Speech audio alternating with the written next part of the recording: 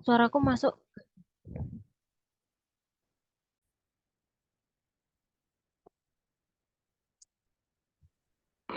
Assalamualaikum warahmatullahi wabarakatuh. Di sini kami dari kelompok 5 akan mempresentasikan mengenai nilai-nilai dan budaya dalam pembelajaran. Presentasi kami ini untuk memenuhi tugas untuk mata kuliah Psikologi Pendidikan Matematika.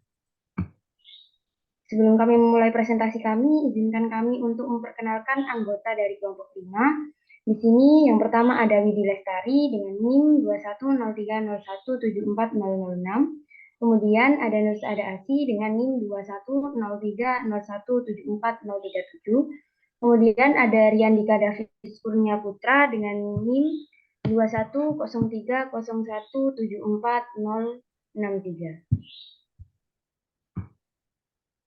Selanjutnya, sebelum kita mulai, di sini kita akan belajar terlebih dahulu mengenai nilai, apa itu nilai dan apa itu budaya.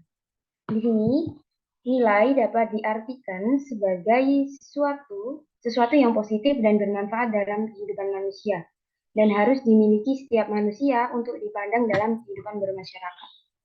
Kemudian, budaya sendiri ini diartikan sebagai keseluruhan sistem berpikir, rasa, nilai, moral, norma, dan keyakinan manusia serta tindakan yang dihasilkan manusia yang dijadikan sebagai miliknya melalui belajar.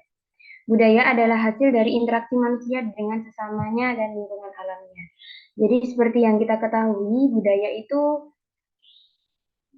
dijadikan sebagai milik. Di sini maksudnya kan budaya itu berbagai macam ya, berbagai macam bentuknya dan asalnya juga dari berbagai macam daerah.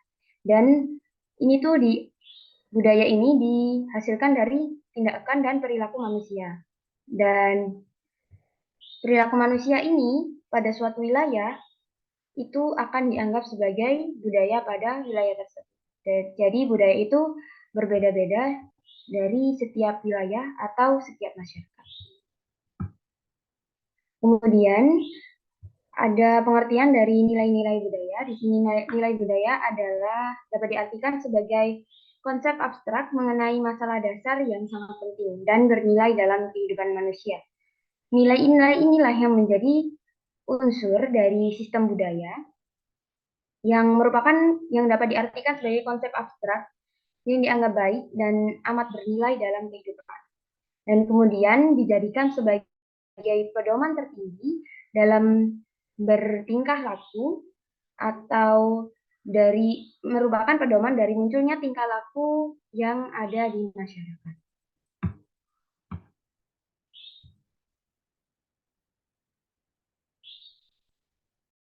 Baik, selanjutnya ada Cultural Pedagogy in Mathematics atau pedagogi budaya dalam matematika. Matematika sering dianggap sebagai bahasa universal yang melampaui batas budaya dan geografis. Namun, cara mengajarkan dan memahami konsep matematika dapat sangat bervariasi di berbagai budaya. Pedagogi budaya dalam matematika mengakui dan memanfaatkan perbedaan budaya ini untuk meningkatkan pengajaran dan pembelajaran matematika. Dengan mengintegrasikan konteks budaya ke dalam pendidikan matematika, guru dapat menciptakan pengalaman belajar yang lebih menarik, relevan, dan efektif bagi siswa.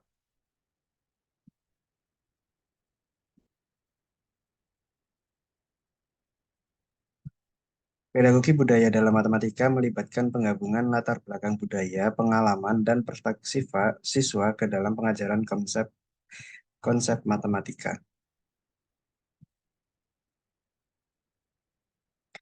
Pendekatan ini mengakui bahwa siswa membawa beragam cara berpikir dan memahami ke dalam kelas, eh, yang dapat dimanfaatkan untuk memfasilitasi pemahaman matematika yang lebih mendalam.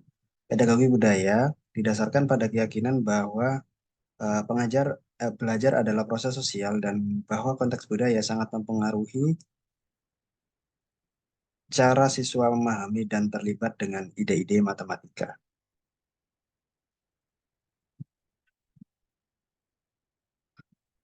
Lalu selanjutnya ada penerapan dalam pembelajaran matematika. Misalkan di sini kita akan melakukan aktivitas menghitung luas dan volume bangunan tradisional lokal. Siswa diajak untuk mempelajari bangunan tradisional yang ada di daerah mereka, seperti rumah adat. Guru memberikan tugas kepada siswa untuk mengukur dimensi dari beberapa bagian rumah adat, misalnya lantai, dinding, atap, dan menghitung luas serta volume. Manfaatnya, siswa akan lebih terlibat karena mereka belajar matematika melalui sesuatu yang familiar dan bermakna dalam kehidupan sehari-hari mereka.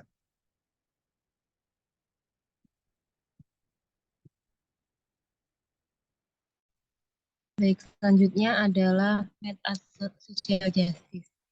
Keadilan sosial mengacu pada hubungan yang adil antara individu dan masyarakat, termasuk isu-isu seperti kesetaraan, keragaman, dan inklusi. Keadilan sosial dalam pendidikan matematika kerap kali berbicara tentang akses yang lebih setara terhadap pengajaran matematika berkualitas tinggi, sumber daya yang lebih baik, dan program-program tingkat lanjut. Hal ini juga dapat berarti pencapaian yang lebih tinggi untuk siswa yang secara historis memiliki prestasi rendah seperti siswa kulit hitam atau siswa dengan latar belakang ekonomi rendah.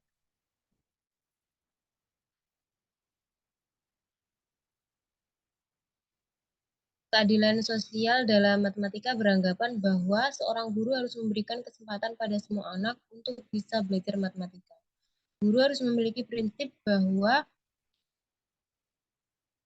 tidak ada yang namanya otak matematika. Semua orang bisa mengerjakan matematika tingkat tinggi.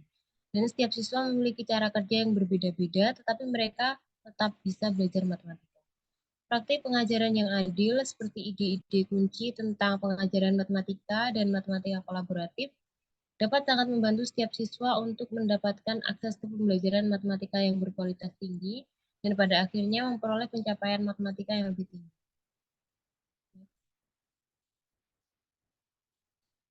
Terdapat 6 prinsip pedagogi menurut Merlin Cochrane-Smith untuk mengajar demi keadilan sosial atau social justice ketika mengembangkan pengalaman belajar matematika bagi siswa. Yang pertama adalah memungkinkan pekerjaan yang signifikan dalam komunitas siswa. Yang kedua, membangun apa yang dibawa siswa ke sekolah. Yang ketiga, mengajarkan keterampilan dan menjembatani kesenjangan. Bekerja dengan individu, keluarga, dan komunitas. Dalam hal ini maksudnya memberikan setiap orang atau setiap individu kesempatan untuk belajar. Kemudian ada diversifikasi bentuk penilaian. Di sini berarti bahwa penilaian dalam pembelajaran matematika itu tidak hanya berkutat pada satu aspek, melainkan juga terdapat aspek-aspek lain yang dipertimbangkan dalam penilaian matematika. Kemudian ada jadikan ketidakadilan, kekuasaan, aktivisme dan aktivisme sebagai eksplisit dari kurikulum.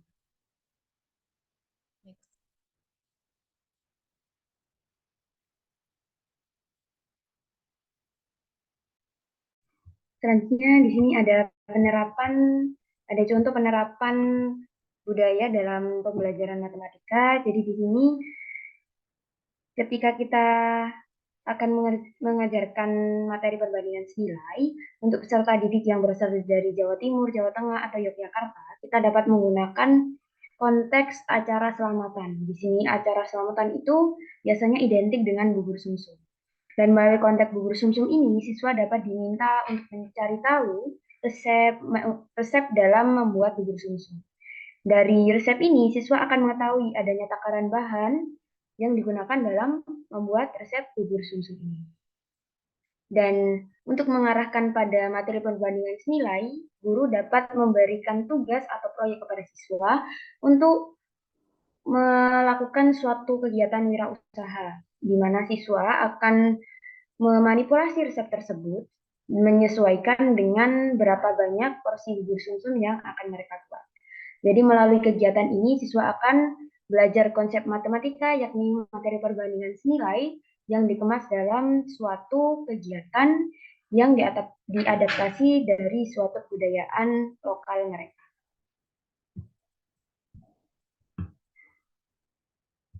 Berikut referensi yang kami gunakan dalam penyusunan PPT ini. Sekian presentasi dari kelompok kami. Untuk kurang lebihnya mohon maaf dan terima kasih atas perhatiannya. Wassalamualaikum warahmatullahi wabarakatuh.